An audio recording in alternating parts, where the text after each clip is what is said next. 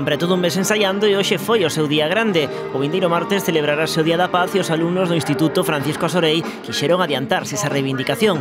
Unhas 150 persoas, entre rapaces e mestres, participaron nesta coreografía multitudinaria, un canto á liberdade das persoas e o dereito da humanidade a vivir en paz.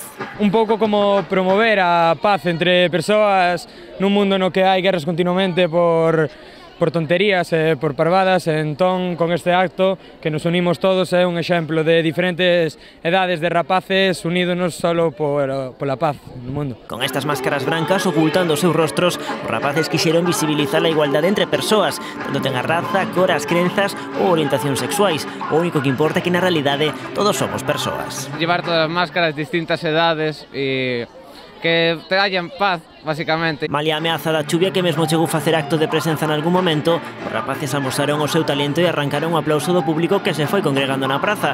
E non é para menos, leva moitos días ensaiando para demostrar a cambados e o mundo inteiro o seu esforzo a prol dunha causa tan necesaria como xusta. Os que estamos detrás pois non foi moi difícil porque tiñamos que facer así 5 pasos ou 10, pero os que estaban no triángulo, que son os que teñen que bailar, tamén tiveron que perder moitas horas de clase para ir a practicar.